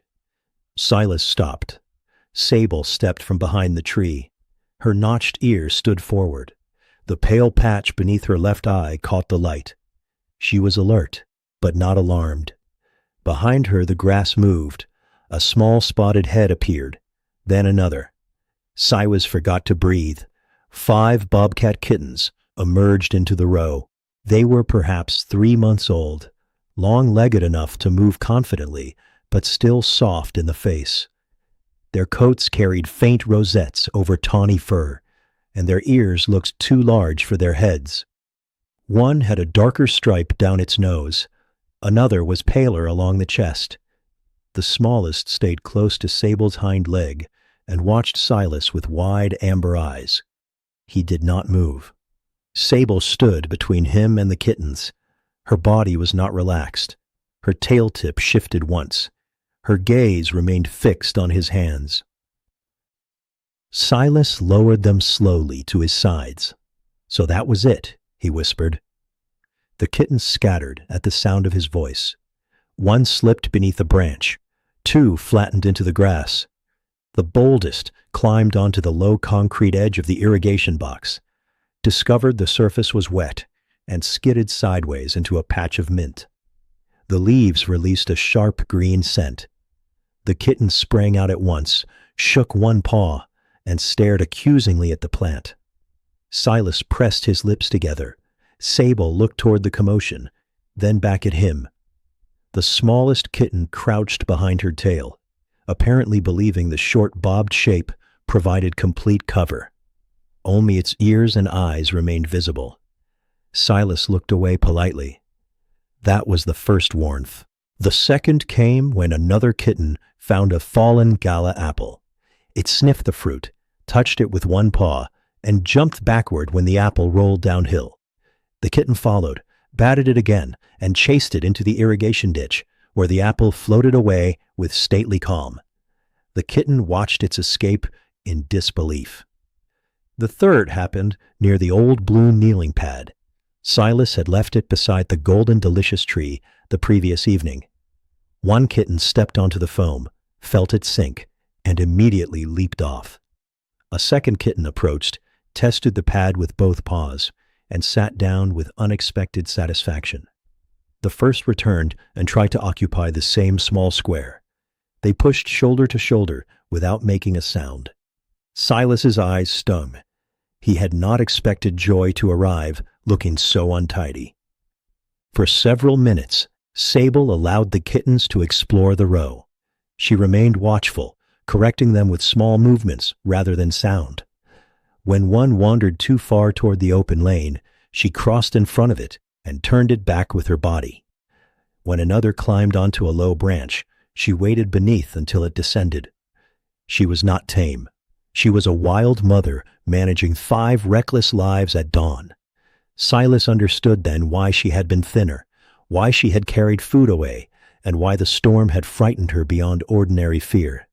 Somewhere beyond the ridge, hidden in cover now damaged or gone, she had kept these kittens alive. Her return to the packing shed had not been only for herself. It had been part of her route back to them. The thought humbled him. He had imagined the orchard as a refuge he had offered Sable. Now he saw that she had used it on her own terms, selecting water, quiet, and cover as carefully as she selected every step. He had not rescued a family. He had simply failed to drive them away. That felt like enough. A pickup door slammed near the southern block. Every kitten froze. Sable's ears snapped toward the sound. Silas stepped backward at once. "Go on," he said softly. Sable did not need permission. She turned toward the windbreak. The kittens followed in uneven order. The pale-chested one stopped to strike the blue kneeling pad one final time. The smallest tripped over a fallen twig, recovered, and hurried after the others with its tail held stiffly behind it. Within seconds, all 6 vanished into the grass. Silas remained in the row. A meadowlark called from the fence. Water clicked through the irrigation pipe. Above him, apples brushed together in the warm breeze. He opened the notebook. For a long moment, the pencil hovered over the page. Then he wrote, "Sable, 5 kittens, all moving well." He stared at the words, then added, "Do not disturb North Rose." By breakfast, Louise had rerouted the crew. Tessa learned the news from her father and arrived that afternoon carrying a new sign. This one showed 6 spotted figures moving beneath apple trees. The largest had a notched ear. The smallest was chasing a rolling apple. At the bottom, she had written, "Please leave this family wild." Silas hung the sign beside Mara's faded blue bird. He stepped back and studied both drawings. The bird's paint had nearly disappeared. The bobcats were bright and new. For the first time, he understood that remembering what had been lost did not require refusing what had arrived. That evening, he placed fresh water in the gray pan and walked away before the light faded. He did not wait for Sable. He knew now that she had somewhere else to be. Harvest began under clear September skies. By 6 each morning, the orchard filled with soft human sounds. Ladders settling against trunks, empty picking bags rustling, wooden bins scraping over dry ground, and workers calling quietly from row to row. The apples had reached full color, red and gold beneath thinning leaves, and the air held the sweet, waxy smell of ripe fruit. Silas had always loved harvest. That year he managed it differently. The northern rows remained the last to be picked. No tractors crossed near the windbreak before noon. Workers were asked to speak softly there and to leave the brush line undisturbed. Luis marked the protected area with blue flags, and Tessa's sign, which had faded slightly in the sun, but still showed 6 bobcats beneath the trees. No one complained. Most of the crew had seen Sable by then. Not closely. A notched ear between branches. A tawny back crossing an irrigation ditch. 5 smaller shapes moving after her in the dim light before sunrise. The workers treated each sighting as something private. They pointed with their eyes rather than their hands. Voices lowered. Ladders stopped moving until the animals passed. Silas noticed the respect and said little about it. He had learned that good care often looked ordinary from a distance. Sable's family developed a rhythm around the harvest. They entered the orchard before dawn, traveling along the shaded lanes where grass remained high. Sable moved first, scanning each opening. The kittens followed, with varying degrees of discipline. The pale-chested one stayed near her. The dark-nosed kitten ranged farther, investigating nearly every fallen branch. The smallest still paused at rolling apples. One morning, Silas watched it stalk a windfall gala for nearly a minute. The apple rested motionless in the grass. The kitten crept forward, belly low, hindquarters shifting slightly before the imagined attack. A breeze moved the fruit. The kitten launched. It landed with both front paws on the apple, which shot out from beneath it and rolled downhill. The kitten slid forward, stopped, and looked back as though another animal had interfered. Silas leaned against the fence post. "Unreliable prey," he murmured. Sable glanced toward him. Her expression offered no opinion. Another kitten had become fascinated with empty picking bags. When Luis left one hanging from a low ladder, the canvas swayed in the breeze. The kitten circled it, tapped the bottom, and jumped backward when the bag swung toward its face. Luis stood 20 yards away, holding his breath. The kitten tried again. This time, it caught one strap with a paw and pulled the entire bag from the ladder. The canvas landed over its head. For one brief second, Only spotted legs were visible. Then the kitten burst free, ran 3 yards, and sat down to wash one shoulder with exaggerated calm. Luis looked at Silas. Excellent recovery. Silas nodded solemnly. Very professional. They waited until the bobcats left before retrieving the bag. Tessa continued drawing the family. She kept a notebook in the packing shed and recorded details the way Silas recorded irrigation readings. One kitten had a crooked whisker. Another preferred climbing low branches. The smallest always followed last, unless apples were involved. She named none of them. Silas noticed that and felt proud. They already know who they are, she explained when he asked. Sable remained Sable, because the name belonged only to Silas's private understanding of her. He never called it across the orchard when the kittens were present. He did not want his voice to become something they associated with food or invitation. Instead, he announced himself by habit. A soft cough before turning into a row. The scrape of his boots. The click of Mara's green mug against the metal gatepost when he paused at row 5. Sable learned those sounds. When she heard them, she often remained visible. That was enough. As the kittens grew, their bodies lost some of their softness. Their legs lengthened. Their movements became more precise. They practiced stalking grasshoppers and each other, flattening themselves beneath branches before springing with more confidence than skill.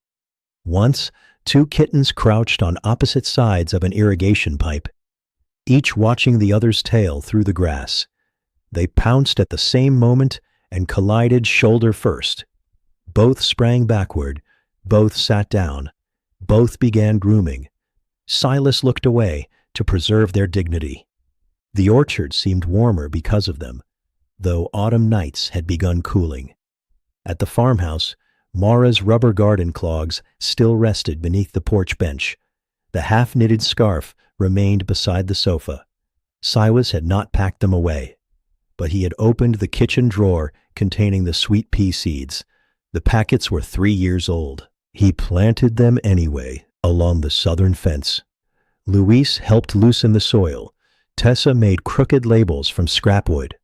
Silas pressed each seed into the ground with his thumb, and thought of Mara's voice telling him not to plant too deep.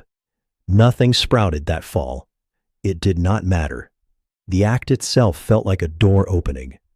By October, the northern rows were ready for harvest. Silas walked them before the crew arrived, checking for tracks. Sable and the kittens had passed through during the night. Their prints crossed the soft soil near the ditch and continued toward the creek. He stood over the smallest set. Soon, he knew, the young bobcats would begin ranging farther. They would stop moving as one family. Instinct would pull them toward separate territories, separate cover, separate lives. The thought carried sadness, but not alarm. Wildness was not a failure to stay together. It was what Sable had prepared them for. Silas delayed the crew only until the sun reached the upper branches. Then harvest entered the north rows. Workers picked carefully around the windbreak. They left fallen limbs undisturbed and placed bins farther from the brush. Lewis found one of Sable's old burlap squares beneath a tree and brought it to Silas. It was frayed, damp, and filled with burrs. Inventory recovery, Lewis said. Silas turned the cloth over in his hands. A few tawny hairs clung to one edge. He folded it and placed it in the lower desk drawer, beside Tessa's drawings, the damaged peppermint, and the note that read, "Welcome back, Sable." That evening, the last loaded truck left the orchard under a copper-colored sky. The rows stood lighter without fruit. Leaves moved freely in the wind. Wooden bins sat empty near the packing shed, smelling of apples and fresh-cut pine. Silas walked alone toward the old golden delicious tree. Sable was there. The 5 young bobcats rested nearby, larger now, each facing a different direction. One lay across the blue kneeling pad. Another sat on the irrigation box, watching the water. The smallest held a fallen apple between its front paws. Silas stopped at 25 feet. Sable rose. She rubbed her cheek against the marked trunk, then looked toward him. He lifted Mara's green mug. No words were needed. The orchard had become shared ground, not owned in the way fences and deeds suggested, but used carefully by lives that met without belonging to one another. After a moment, Sable turned toward the windbreak. The 5 followed. The smallest abandoned the apple, hurried after them, then returned once to strike it with one paw before disappearing into the grass. Silas smiled. Behind him, the packing shed clicked as the evening cooled. Ahead, 6 shadows moved beneath the trees and vanished into the darkening rows. The orchard did not feel empty when they were gone. It felt trusted. 3 years passed before Silas understood what the orchard had given him. Time did not announce itself in great changes. It moved through smaller things. The porch step finally stopped complaining after Luis replaced it without permission. Tessa grew tall enough to carry a full picking bag, and old enough to roll her eyes when Silas still called her 12. The sweet peas planted from Mara's forgotten packets failed the first spring, then surprised everyone by appearing the next year along the southern fence, thin purple blooms climbing the scrap wood labels. Mara's rubber clogs remained beneath the porch bench. The half-knitted scarf stayed beside the sofa. Silas no longer saw these things only as evidence of what had stopped. They had become part of the house's quiet history, like the faded blue bird on the packing shed, or the chipped green mug he still carried every morning. Sable continued to pass through Mercer Orchard. Sometimes weeks went by without a glimpse of her. Then a notched ear would appear beyond the irrigation ditch, or the trail camera would record her moving beneath moonlit branches. She looked heavier in winter, leaner in summer, and increasingly silver around the muzzle. She remained unmistakably wild. She hunted the orchard margins, marked the golden delicious trunk, and avoided harvest crews. She never entered the farmhouse yard. She never came when called. She never allowed Silas to cross the distance she had chosen. Yet she remembered his footsteps. On quiet mornings, she still emerged before row 5 and traveled one lane over while he checked the pipes. Her ears turned at the crinkle of a peppermint wrapper. If Silas paused beneath Mara's tree, Sable sometimes stopped too. The 5 young bobcats did not remain kittens for long. By the following spring, they had separated. The dark-nosed youngster appeared near the creek for several months before disappearing into the eastern hills. The pale-chested one claimed the brushy edge of a neighboring pear orchard. One young male was later photographed by Willa near a rocky drainage 6 miles north. The smallest remained closest. Silas recognized her by her narrow face and her continued suspicion of rolling apples. Even after growing into a strong young female, she occasionally struck fallen fruit with one paw before passing, as though confirming it had finally learned to behave. Tessa named her pit in her private notebook, but never called the name aloud. "They already know who they are," she reminded Silas. He remembered. Some autumn mornings, 2 or 3 of Sable's grown young returned to the orchard at once. They did not move as a family anymore. They kept their distance, crossed separate rows, and watched one another with guarded attention. That was how 6 shadows came to follow Silas through the apple rows on the morning when the first fruit dropped before sunrise. Not like pets, not because he had summoned them.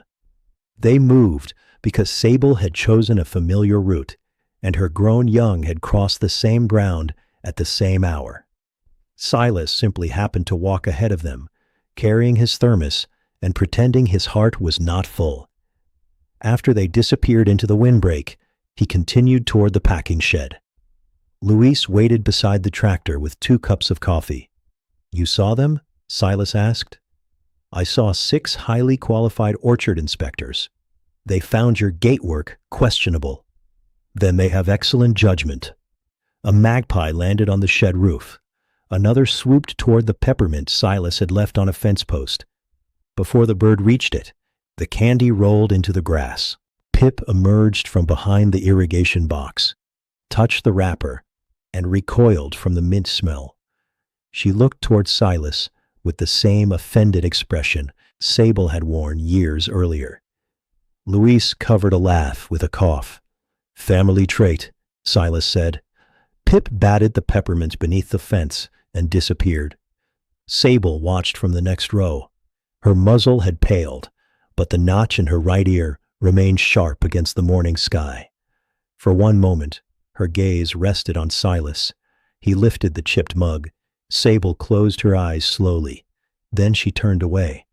There was no sadness in it. Silas had once believed love proved itself through staying.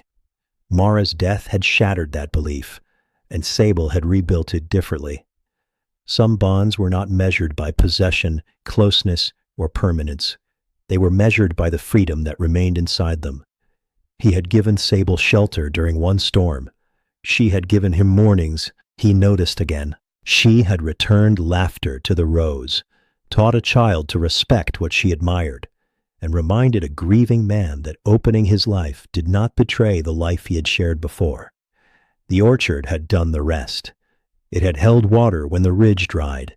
It had kept brush where machines removed it. It had offered shade, quiet roots, and trees low enough for young paws to climb. Silas had not created sanctuary through grand gestures. He had created it by leaving some places alone. That afternoon, he opened the bottom desk drawer. Inside were Tessa's drawings, the punctured peppermint wrapper, the folded welcome back note, and 2 weathered squares of burlap. He added the new survey map showing the protected windbreak and expanded creek buffer Willa had helped establish. Then he carried an empty packet of Mara's sweet pea seeds to the southern fence, where purple blossoms trembled in the breeze. He knelt beside them on the blue foam pad Sable and her kittens had once distrusted. A small paw print, preserved in an old stain near one corner, remained visible when the light struck it correctly. Silas ran one thumb beside it. Behind him, dry grass whispered. He did not turn immediately. He had learned not to seize every moment by looking too quickly. When he finally glanced over his shoulder, Sable stood near the end of the row. Pip waited several yards behind her. The others were only shapes, farther among the trees. Silas rested one hand on the green mug beside him. "Home's never quite finished," he said. The words belonged to Mara, but the orchard seemed to understand them. Sable rubbed her cheek against the fence post. Pip struck a fallen apple and watched it roll. Then, one by one, the bobcats moved north through the rows. Silas stayed beside the sweet peas until the last tawny shape disappeared. The evening settled over Mercer Orchard. Light finned across the hills. The packing shed cooled with metallic clicks. Water traveled through the irrigation line, passing roots that had held through drought, hail, and winter. On the porch, Mara's clogs remained beneath the bench. In the kitchen, the green mug waited beside the sink.